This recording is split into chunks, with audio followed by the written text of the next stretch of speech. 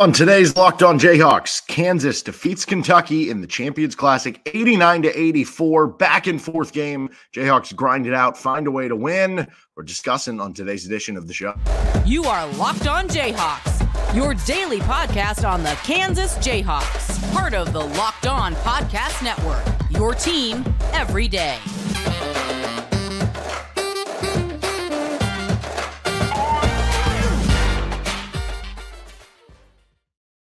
I'm Derek Johnson. You can hear me as well Monday through Friday from 3 to 6 p.m. on at KLWN in Lawrence with Rock Chalk Sports Talk. Thanks for making Locked On Jayhawks your first listen every day, free and available anywhere you get your podcasts. You can also find us on our YouTube page where you can like and subscribe to the show. We're breaking down the game, Kansas 89, Kentucky 84 in the Champions Classic. Number one team in the country moves to 3-0 on the season in an impressive win over a Kentucky team that I think is much better than their ranking of number 17. But we'll get into that as part of the recap. First, we are brought to you by FanDuel Sportsbook.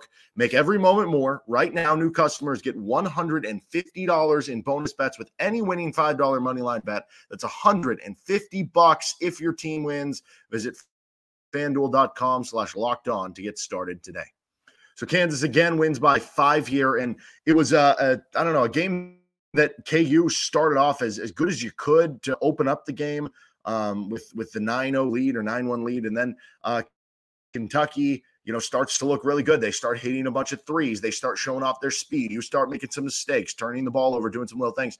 And then you go down at half. It was a big three by Hunter Dickinson. I guess really 5-point swing by Hunter Dickinson at the end of the first half to kind of get you back in it. But then Kentucky balloons the lead a little bit again in the second half. And then you just chip back. You get it within striking distance. You're down 6 with around 5 minutes to go. And then Dajuan Harris just goes bonkers from three-point range. Do you think Antonio Reeves is regretting firing up Dajuan Harris? Because I certainly think he is. That was an over my dead body game from two guys, Hunter Dickinson and Dajuan Harris. And then your third guy, Kevin McCullough, had a triple-double, and KJ Adams played really well too. So, I think it was pretty apparent in this game that Kentucky is a good basketball team. They have a lot more spacing and speed and athleticism than we're used to. And that was even without some of their 7-footers. Although, there is a part of me that thinks Kansas would have actually fared better if Kentucky did have their 7-footers, just in terms of they would have played a more traditional game. And for Kansas this year, I think they're going to struggle more with the teams that can spread you out and shoot a bunch of threes. And that allowed Kentucky to do that. But even then, Kentucky's going to end up being, I think, a top 10 team when you add on the 7-footers with all the athleticism. So for you to beat a really good opponent here who was hitting a bunch of threes early really speaks well to what you can possibly be as a team. It wasn't perfect. There were some defensive breakdowns. There were too many open shots that you gave up to Kentucky that led to a lot of the threes, and some second half shots that they ended up having good looks but just didn't knock down like they did in the first half. You missed a good amount of free throws. There were stretches in the first half where you didn't do a great job rebounding the basketball. As if you're watching on YouTube, we're pulling up the kind of final stats from this one. But even though it's not perfect, it's not supposed to be. It's early in the season, right? I mean, you had some sloppy turnovers. You only are able to force 8 from Kentucky. There was a lot of things you did well as part of this game too. And if Kansas ended up losing this game, it would be easy to look back and just be like, okay, well, look back to the 2019 Champions Classic. KU loses in a close game to Duke because they have a billion turnovers, and then they end up being the best team in the country. Or heck, look back to the last time you lost to Kentucky, 2022, you get housed in Allen Fieldhouse. That team ended up winning the national title. So if you lost this game, it wasn't the be-all, end-all. And for the same reason, we should probably have the same process. Kansas winning this game does not guarantee that, everything's great. Like, they for sure are the best team in the country. Like, they could lose to Marquette in the second game of the Maui Invitational next week. They could lose to Purdue or UCLA or Gonzaga, right? Like, it doesn't make them impenetrable, but it's a really nice resume win early in the season. Boosts up your quad 1 wins as the year goes on and shows you what you can be, even though you didn't play a perfect game. And there were moments where you felt like things weren't going great. You still found a way to win in a lot of those ways. So it's usually hard to win a game when you're giving up kind of the math game and the 3-point differential. Kansas goes just 6 of 18 from 3, which is crazy. They went 1 of 12 from 3 without Dajuan Harris. Dajuan Harris went 5 of 6 from 3. And the one miss from Dajuan was that late shot clock on KU's last real offensive possession where he just had to take it. So he was on one today. Rest of the team, not so much. Kentucky wound up 12 of 38 from 3, so just about 32%. They killed you in the first half with 9 of them. One thing that's becoming apparent, though, and I don't know, we've talked about this in seemingly every game recap and everything coming up, is that KU has been dominant at 2-point shooting. I mean, Kentucky shoots like 34% on 2-point shots in this game. Kansas, meanwhile, you're looking at them going 22 of 41, so well over 50%. And that backs up what they've done in each of their games from 2-point range so far. So, like, it's Hunter Dickinson inside. It's KJ Adams bullying smaller players inside. It's Dajuan Harris or Kevin McCullough being able to penetrate and get an easy bucket for someone else. Or Marco Jackson occasionally is being able to get inside. They are a dominant 2-point team on both sides of the ball right now. And yes, you do have your concerns about the shooting and, 3-point defense and some of the things that you showed in this game that you should get better at as the season goes on, because we are still in just game 3. But that's a great place to start for a team. That's a great place to start for a KU team as part of this one. And, they were able to dominate the points in the paint 42-24. And, in the end, you hold Kentucky. It wasn't your best overall defensive game, but when you say you held them to 33% from the field and you held them to 0 of their last 8 and you finished on an 11-1 run to finish the last 259, boy, did you defend when it kind of counted here, which is kind of the most important thing. So big picture, again, this is not the be-all, end-all for KU because of the fact that there is so much that you kind of have in front of yourself here moving forward. And the Maui Invitational is going to serve as even more opportunities to get better and play good teams. And then you have Connecticut and Indiana and Missouri and the Big 12, right? Like, there's so much to go from here. But if we're just evaluating what we saw today, there is those kind of ups and downs, but you get the win, which kind of glosses over some of this more. And now you're 6 back again of Kentucky in the all-time win total. Bill Self gets his 4th straight win in the Champions Classic, another win against John Calipari head-to-head. And it just feels like you kind of cement yourself as that number 1 team in the poll, at least for the time being, before you do head over to Maui. So really important, because when you do look at that Maui field, it would be easy to lose two games. Not that I'm predicting Kansas to lose 2 games. Like, the odds are against that. But how easy would it be to lose to number 4 Marquette and then lose to number 11 Gonzaga in back-to-back games? Like, that would not be an indictment on a team. That's going to happen. Like, some good team is going to lose 2 games, maybe even 3 in the Maui Invitational this year. So to have this win now under your belts and to get there knowing that, even if something like that does happen, that you're still going to be okay. I think that's part of the importance of this one too for KU. But yeah, overall, man, I just go back into it. Hunter Dickinson, that's why you acquired him. That's why there was the fanfare and the hoopla and the hype about getting this kid, because in a Bill Self, like, he was already a great player. He could take over a big game. And in a Bill Self system, not only did he take over a big game, he did a Nick Collison, 27 and 21 for Hunter Dickinson. But again, man, Dajuan Harris, like, that dude just doesn't let you lose. 23 points, 5 of 6 from 3, 7 assists. Kevin McCullough gets a triple-double for you. I have some questions about the bench right now. I think it can get better as the season goes on because it's a young bench, so I expect that to be better for KU. But if you're looking at the stats on our YouTube page, KU was outscored by their bench 31-4 in this game. Now, KU is obviously going to play the starters a good amount. But, by the way, shout out to Jamari McDowell getting in there at the end. And he was able to play 4 minutes for you. Maybe Jamari ends up being the KJ Adams freshman role this year. If you remember going back to KJ Adams' freshman year for the KU team that won a title 2 years ago, KJ would come in for the last, 2 minutes of a game. He might play, have a game here or there where he fits a specific role that you needed from him. And I know part of it was kind of forced because of the KJ Adams foul out of the game, but comes in just to play defense for you and help you close out a game. That's a good place to be because it shows Bill Self trusts you. And even if it's not a huge role in year 1, it usually shows that you're going to have a much bigger role in year 2, which we'll wait and see with that with Jamari McDowell. But again, Kansas wins 89-84. Let's get to our GOATs of the game. What stood out? Who was the best players for KU? What went wrong for KU, even in the win, on this episode of Locked On Jayhawks. First, this episode of the show is brought to you by eBay Motors. Passion, drive, and patience. What brings home the winning trophy is also what keeps your ride or die alive. eBay Motors has everything your vehicle needs to level it up to peak performance, from superchargers, roof racks, exhaust kits, LED headlights, and more. Whether you're into speed, power, or style, eBay Motors has got you covered. With over 122 million parts for your ride or die, you'll always find exactly what you're looking for. And with eBay Guaranteed Fit, your part is guaranteed to fit your ride every time, or your money back. Because with eBay Motors, you're burning rubber, not cash. With all the parts you need at the prices you want, it's easy to turn your car into the MVP and bring home that win. Keep your ride or die alive at ebaymotors.com. Eligible items only. Exclusions apply. eBay guaranteed fit. Only available to U.S. customers. On to our good goats, bad goats. If you're new to the segment, good goats, greatest of all time. Bad goats, the old word, which I remember growing up early. It was like, oh, that's a bad thing if you're the goat. You're kind of like the scapegoat here. And then we'll finish up with what's next for KU. So I think the first good goat, you got to go with Hunter Dickinson. He was the steady force the entire game.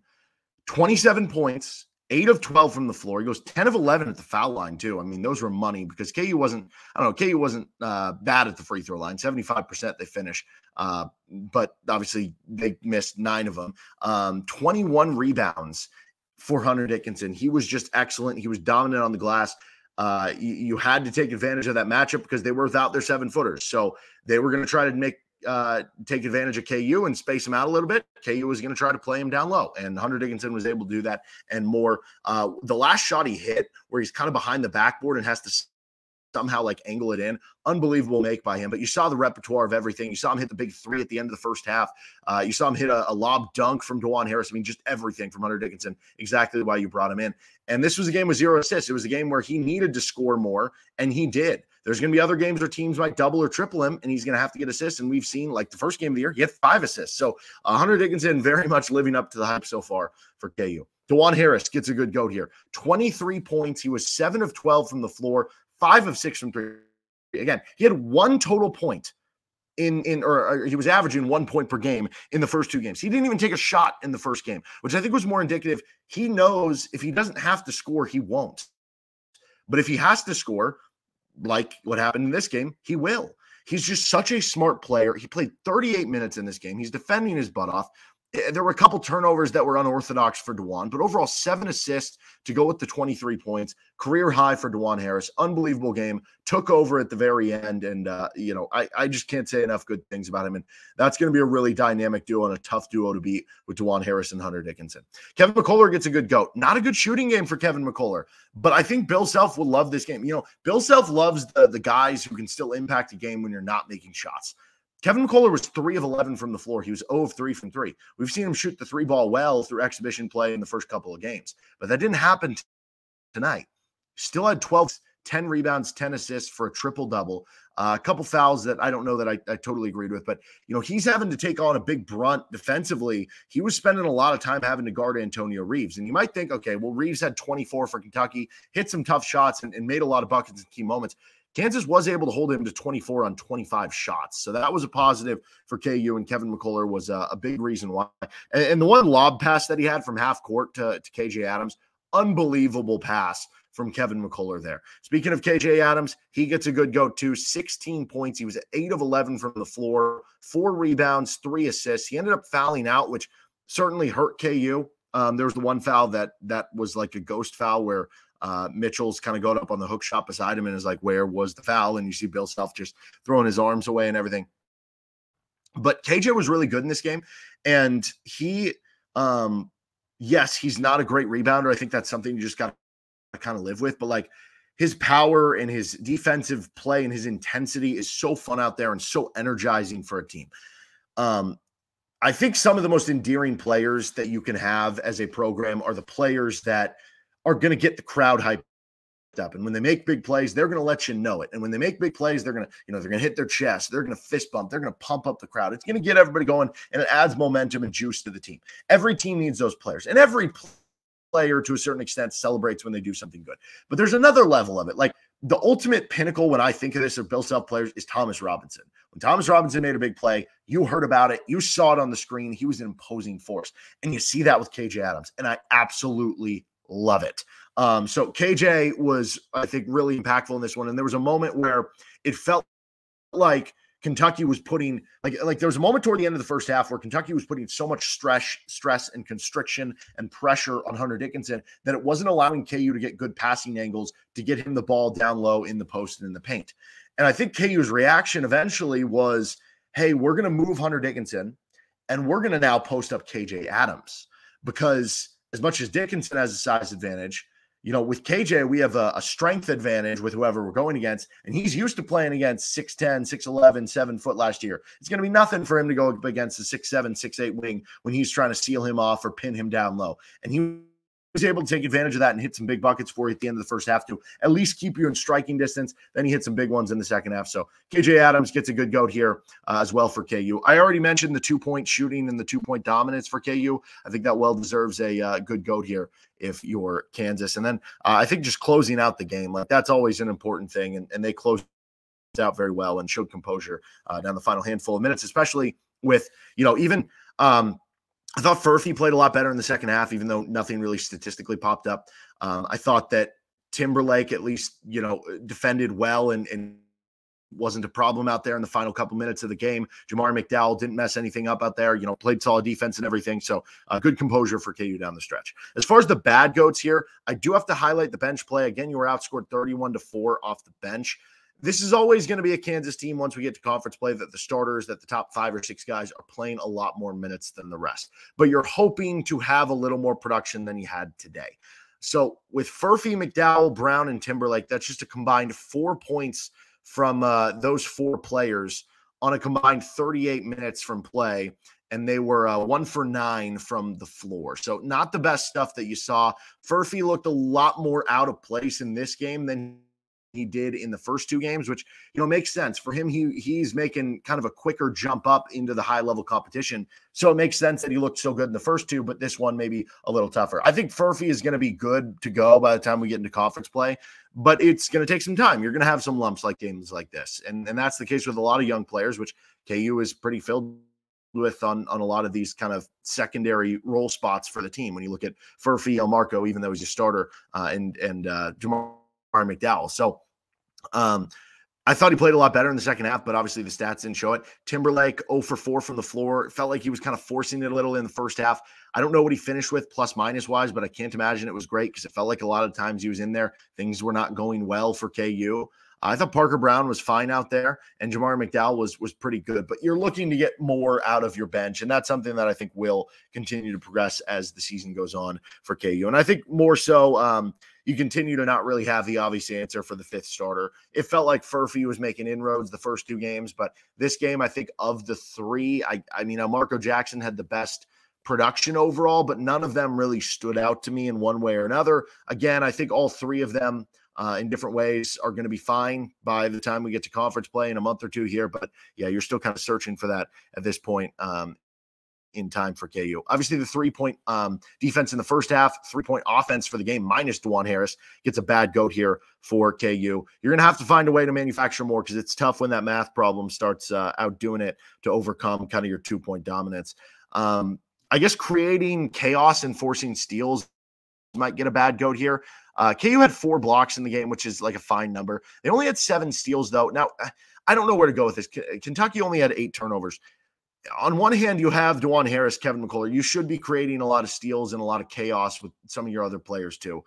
On the other hand, Kentucky had 9 total turnovers in their first 2 games combined. So, maybe they're just really good at holding on to the basketball. Maybe that's not something you should be worried about. But it is something that I am monitoring because KU hasn't forced a lot of steals in the first couple games of the season. And that's certainly something, if you're not going to be a great, this or that team, you try to make up for it in other ways and you have the personnel to do it well. That's something that I kind of want to see. So yeah, that's our good and bad goats for the game. All right, let's talk about what's next for KU. First, this episode of the show is brought to you by FanDuel Sportsbook. Score early this NFL season with FanDuel, America's #1 sportsbook. Right now, new customers get $150 in bonus bets with any winning $5 moneyline bet. That's $150 if your team wins. If you've been thinking about joining FanDuel, there's no better time to get in on the action. The app is so easy to use. There's a wide range of betting options, including spreads, player props, over-unders, and more. I was in on Hunter Dickinson over points. Boy, did that work well. Did not hit the Kevin McCullough over points, but did hit the Hunter Dickinson and Kevin McCullough over rebounds. Those were good. You can get in on those, future player props for the games. You can get in on the KU K-State game coming up this weekend. Line's been bouncing around 6.5 and 8.5 so far. So I think some of that is trying to figure out who the quarterback's going to be. Visit FanDuel.com/lockedon and kick off the NFL season. FanDuel, an official partner of the NFL. early look at what's next for KU men's basketball after this one. They're 3-0. They're going to have the rest of the week off. So that's some extra practice days. I'd imagine they'll have a travel day tomorrow. Maybe they get a day off. Maybe there's like 1 day of practice too. I don't know when they're heading out to Maui, or I guess Honolulu this year for the Maui Invitational. But I'd imagine 1 or 2 days of practice, maybe 1 day of practice stateside, 1 day of practice in Maui. But that's a couple extra chances for, to drill down on some things. Then you get Chaminade at 8 p.m. tip Central Time on Monday. You'd imagine KU should be able to roll in that one. Good opportunity to get some other guys playing time. And then if you do win on Monday, like you're expected to, on Tuesday, you'd play at 9:30 p.m. Central Time. So if you thought tonight was late, having to be the late game, getting delayed a little bit like you're used to, wait till next week, because that's at 9:30. And you got UCLA Marquette. The winner of that is what you would get. And Marquette, just number 14 in the country. They're a team that spreads it out. They're a team that can shoot the ball from the 5 position, and they just won at Illinois today, which we saw how difficult that was for KU when they went to Illinois in the exhibition play. So that's certainly one that grabs your attention. If you win that one, then you play Wednesday at 4 p.m. Central. If you were to lose in your second game and play in the third place game, that would be Wednesday at 1:30 p.m. Central, and you'd be looking to, Purdue, Gonzaga, like there's a lot of good teams in the Maui Invitational. So no matter what, you're going to have chances for quad 1 wins, for big time victories. And honestly, if you go 2-1, it's a solid Maui Invitational, but it's Kansas basketball. So the expectation is to win whatever you're playing in. And that'll be the expectation once you go into this one. And who knows, maybe we get a Hunter Dickinson, Zach Edey matchup, which I think a lot of national college basketball people would certainly be in on.